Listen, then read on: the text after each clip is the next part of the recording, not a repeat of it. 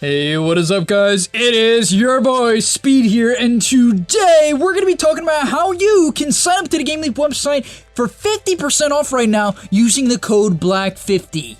I mean, how crazy is that?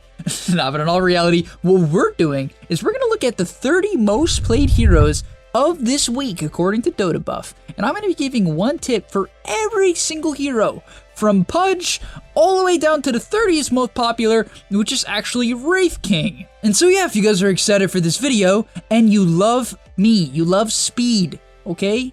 You want to be my friend, I want to be your friend, all you gotta do is smash the like button to make that happen. Then immediately we have a very close bond that can never be broken, and in 20 years we'll all have a reunion. We'll talk about Dota and why it doesn't die, and yeah. Smash the like button, subscribe. Also comment down below your first name.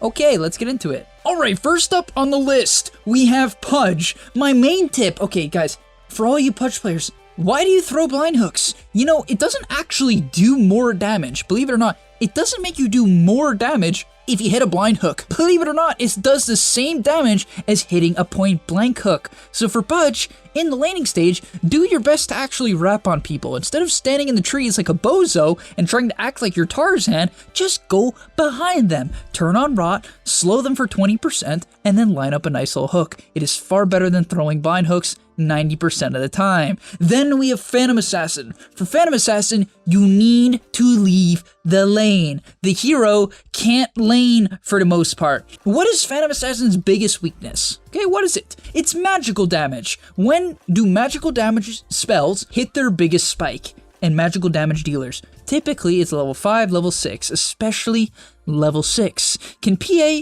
lane against a level 6 Timber? Probably not. Can she lane against a level 6 Centaur? Probably not. Can she lane against a level 6 Axe? Probably not. The reason why I say probably is sure, if she had a great lane, perfect CS, and 2 kills, or 3 kills, then yeah, you could probably get away with it. But 9 out of 10 times, you can't. So where should you go? Probably to the mid lane. Get to the mid lane. You can farm there. It's much better. Next up on the list, we have Juggernaut.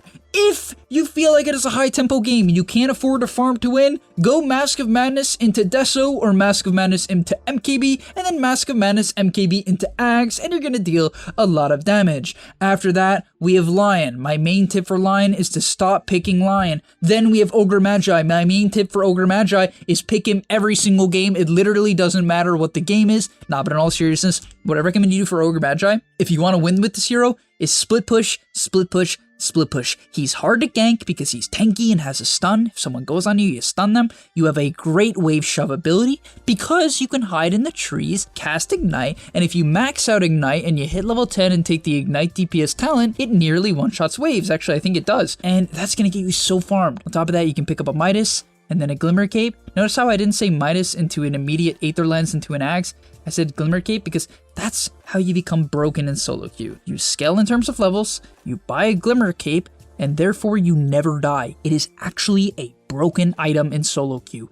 Please purchase it. Next up, we have WINDRANGER, and my key tip for WINDRANGER is that you go to the gameleap Dota channel and you watch every single video that has a WINDRANGER thumbnail. You're gonna notice a lot. It's a lot of the videos, and the reason for that is because you guys are particularly attracted to gingers. I have no idea why, but it is the case, so you want to do that. Then we have Faceless Void. I highly recommend abusing time dilation at level 2 and level 3. Are you laning against a Weaver? That hero has 280 base movement speed. If you time dilate him after he uses Sakuchi, it is a guaranteed kill, and there's actually a lot of matchups that Void currently has that play out like this. Then we have INVOKER. I highly recommend, whether or not you're playing Exhort or Wex, you learn how to dumpster the lane. For Exhort INVOKER, it's actually very hard to do the higher and higher you get. However, if you're below 4 to 5k MMR and you have a decent laning stage and you get good at microing Forge Spirits, you can get 20, 30 denies by the 10 to 15 minute mark, and then your game is so simple. Then we have Legion Commander. For Legion, it's also similar to Invoker. This hero's mid-game is very awkward if you have a bad laning stage, so it is crucial that you buy as many small items as humanly possible. Stop going phase boots into blade mail with no stick, no raindrops, no bracers, no clarities, no salves. Win and stomp the lane, and then all the other items as well as dual damage will come and snowball even faster. Then we have Spectre. Just split up the map. If you can't win with Spectre, there is no hope for you as a carry player. You are absolutely doomed. And now let's get into Zeus. The same thing. If you can't win with Zeus, you are also doomed. Spectre has a 55% win rate, Zeus has a 54%. But nah, in all seriousness, for Zeus, what I recommend you do is you max out your Q and focus on making stacks.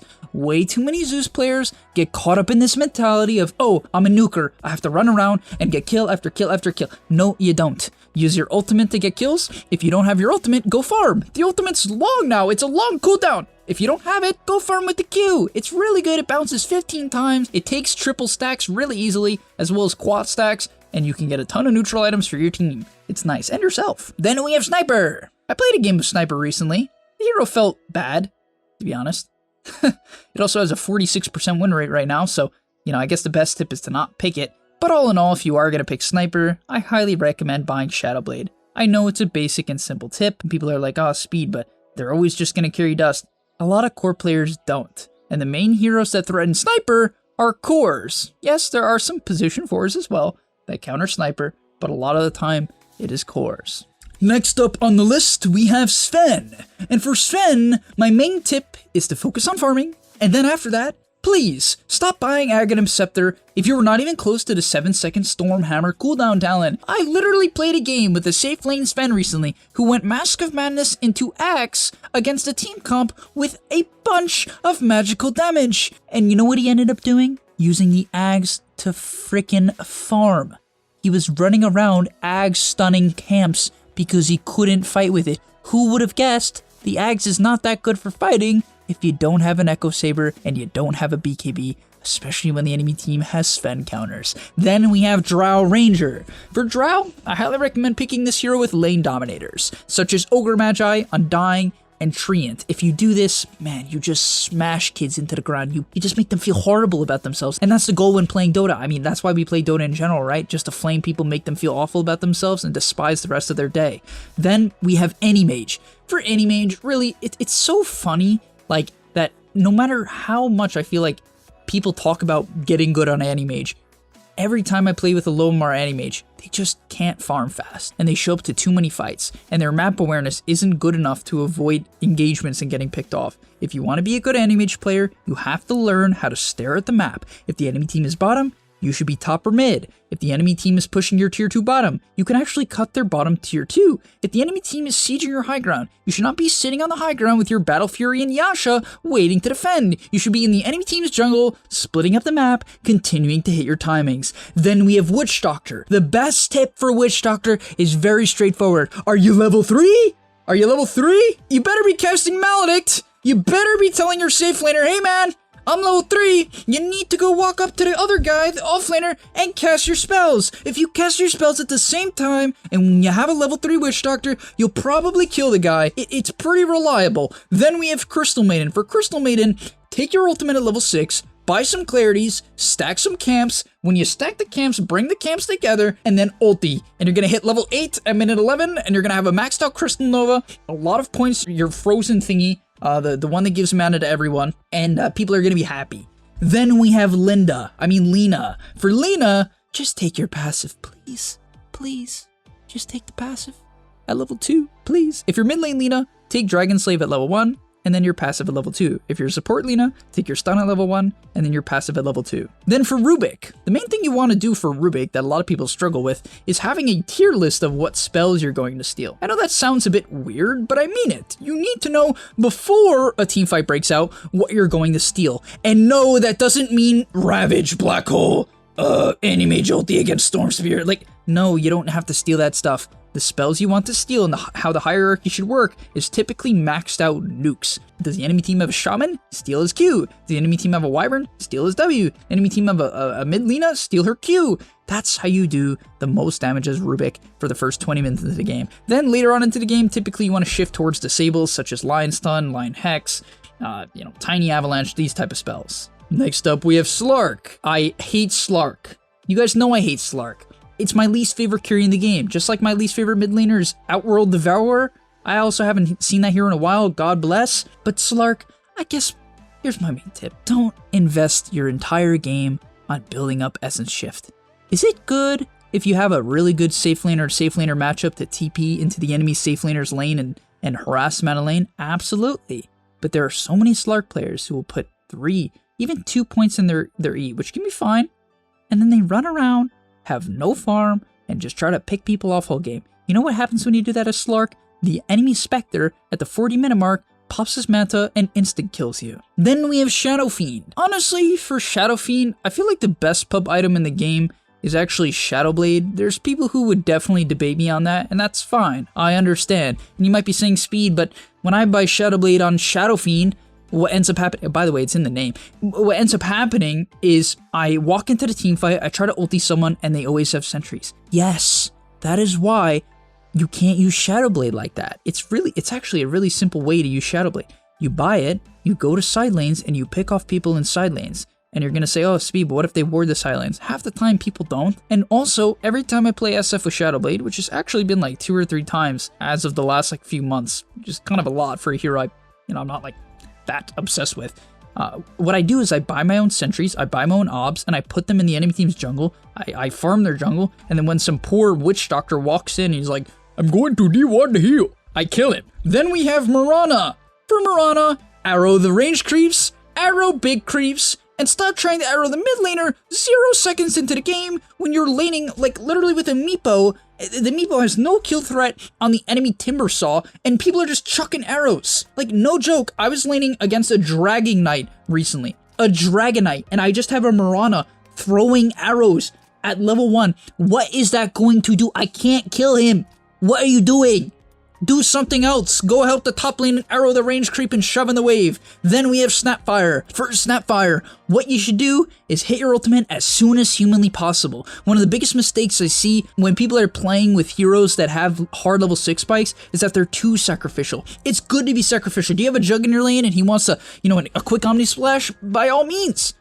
Pull a lot. Give him a lot of XP. But after he hits his 6, take the wave. Take some farm, ask him to jungle, ask him to go for kill attempts to get you XP, take the tome, hit 6 and get kills every single time the 6 is off cooldown without exceptions. Then we have Axe. For Axe, honestly, this hero I thought was less popular, but I guess maybe it's just not popular in high MMR games.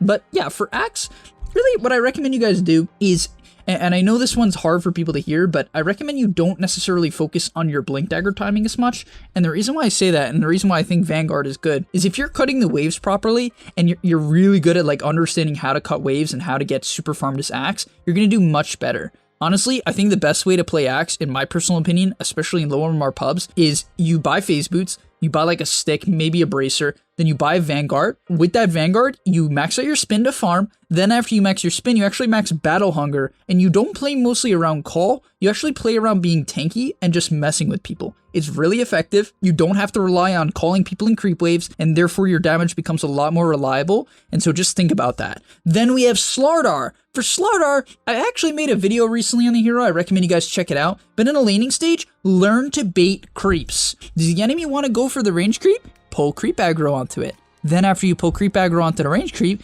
instead of trying to deny it, walk up to the enemy. They will overextend to try to CS the range creep. You stun them again, and then you stun them again, and then you stun them again. And then after that, what you're going to consider doing is stunning them again, and then they're going to die. Next up on the list, we have EARTHSHAKER. And the most important thing you can do on EARTHSHAKER is identify what lane you can kill before the game even starts. If you do this, you'll get a lot more kills. Does your safe lane have a SVEN and a Crystal Maiden? Yeah, maybe you want to consider tri-laning. Does your top lane have a Nature's Prophet? Yeah, you might want to lane with him because you guys are really synergistic. Ranged hero with a lot of DPS plus a stun, kind of a nice combo. Is your mid lane a LINA laning against, I don't know, a Leshrac? Yeah, throw Fisher, make her hit her stun, get the kills. You have to do that before the game starts so you don't waste a ton of time. Then we have Shadow Shaman.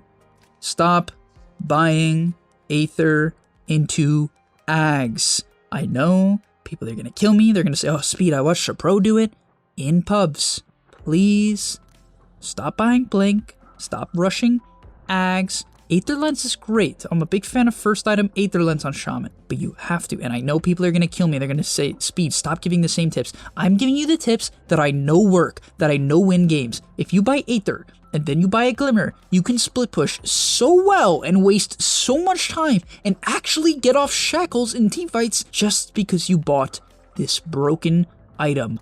I've used it so much, it works every time, and yet no one does it, and it just blows my mind. Then we have Mars. For Mars, if the game is going well and you are winning your lane and your carry is doing poorly, buy a Vlads, buy a Deso, buy a BKB, and scale. Is your safe laner, an ANTI-MAGE and you just need to create space? Consider going Blink, into Pipe, into Vlads, into AC, and buy auras, and enable him. Then we have Viper. For Viper, I've made 2 videos on Viper recently, you should go watch them. But if you're watching this video way after this video comes out, I recommend on Viper that you use your Nether Toxin in order to shove waves and jungle as humanly possible. You should be 2 levels above the enemy mid laner at the 15-minute mark, and that should be your goal. And finally, last but not least, thank you guys. If you stayed to the end of the video, you are a legend. Not in Dota. Maybe you are as well in Dota. If you are, go sign up to the gameleap website. I'll get you to Ancient. But for Wraith King, my big tip, go Mask of Madness. Yes, you heard me right. Go Mask of Madness. Then, after that, ready? After that, you're going to consider going Echo Saber or Armlet, one of those 2 items, then a Silver Edge, then either a Deso or an MKB, and you're going to just chop people to death. I watched some guy doing a pro game recently. It looked really good. I think it's a much better option than going Radiance right now because it allows you to scale and do better in your laning stage because, it's just a much, much better build up. You can even win your lane. If you, let's say you go the Armlet route, you can pick up the Helm of the Iron Will. Even if you go the Mask of Madness route, right, you get 2 nice components that allow you to win your lane, and therefore I think Wraith can be quite dominant. Also, do not put a lot of points in your lifesteal. I saw someone do that recently. Guys, it doesn't give damage anymore, it just gives lifesteal. Take it, more points in your queue, a lot of points in your queue, pick it with a lane dominator such as Chen Undying, and win your lane. Buy the small items, stomp your lane, flash form with madness, and right-click people to death. And that's gonna be all. I hope you guys enjoyed. I definitely did. I'll see you in the next one. Did you know that GameLeap is currently running a 50% off sale? What? Well, I know I caught you off guard there, but it's very important you go sign up right now. It's for a limited time, and you can get a really good deal by using the code BLACK50 when you're signing up. So go click it now, and I'll see you in the next one. Peace.